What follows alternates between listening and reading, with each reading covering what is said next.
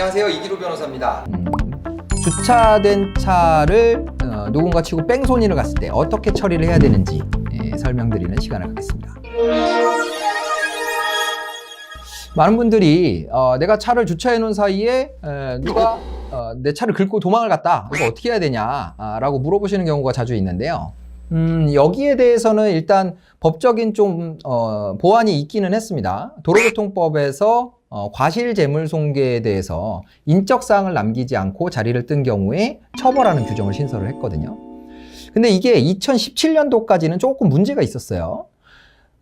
처음에 법을 개정을 하면서 이 부분에 대해서 처벌하는 규정을 넣기는 했는데 그 장소가 운전을 하면서 이제 재물을 손괴했을 때 인적사항을 남겨둬야 된다고 했는데 그 운전의 개념에 도로만 포함이 돼 있었어요. 그러다 보니까 도로에 주차되어 있는 경우에는 운전을 하다가 사고를 낸 게 맞기 때문에 이 처벌 규정이 적용이 됐었는데 도로가 아닌 곳, 주차장 이런 곳에서 사고가 났을 때는 도로가 아니기 때문에 그 처벌 조항에 해당이 되지 않는 그런 맹점을 가지고 있었죠. 그래서 이 부분이 계속 문제로 지적이 되어 왔고, 사실 주차장에서 뺑소니 사고는 그러니까 뺑소니 사고, 주차된 차에 대한 뺑소니 사고는 주차장에서 가장 많이 일어나거든요. 근데 이 부분을 보완을 못하니까 문제가 있다라는 여론이 계속 있었고요. 그래서 2017년 10월에 법이 개정되고 2018년 4월부터 이 도로가 아닌 주차장에서도 사고가 나면 그러면 이 뺑소니로 처벌할 수 있는 그런 규정을 마련하게 됐습니다. 그래서 그 전까지는 경찰서에 가서 사고를 신고를 해도 형사 입건 사안이 되질 않기 때문에 이 가해자가 누군지 찾아주지 않았어요. 근데 지금은 주차장에서 난 사고라도 형사 입건 사안이 되기 때문에 사실 처벌은 되게 낮습니다. 벌금 20만 원 이하의 벌금 또는 구류, 과료에 처하도록 이렇게 돼 있는데 처벌이 낮긴 하지만 어쨌든 형사 입건 사안은 되는 거니까요. 그래서 경찰서에 신고를 하면 뭐 CCTV라던가 이런 것들을 경찰이 확보를 해서 가해자를 특정을 해줄 수 있고요. 그렇게 해서 가해자를 찾으면 그 가해자를 상대로 손해배상 청구를 하고 아니면 보험 접수를 요구하시면 되는 거죠.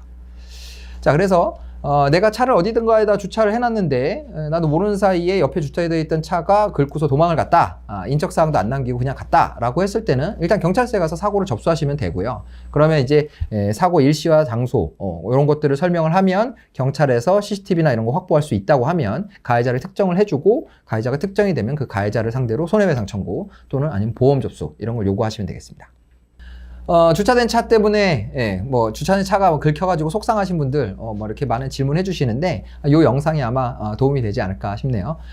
근데 최근에 제가 이 법이 이렇게 개정이 됐음에도 불구하고 경찰서에 갔더니 이거 입건 사안이 안 된다라고 해가지고 그냥 돌아오신 적이 있다라는 얘기를 들은 적이 있어요. 아마 경찰이 정확히 이 법 개정의 내용을 이해하지 못하고 있어서 그런 일이 생긴 게 아닌가 싶은데, 만약에 경찰서에 가서 주차장에서 사고가 나가지고 주차장에서 뺑소니를 당해서 경찰서에 신고를 접수를 하려고 하는데 경찰이 이건 아닙니다 뭐 이렇게 얘기를 한다 그러면 도로교통법 제156조 제10호 그 조항에 따라서 주차장에 주차되어 있었던 차라고 하도 뺑소니를 당했으면 형사 입건 사안이 된다. 확인해 보세요.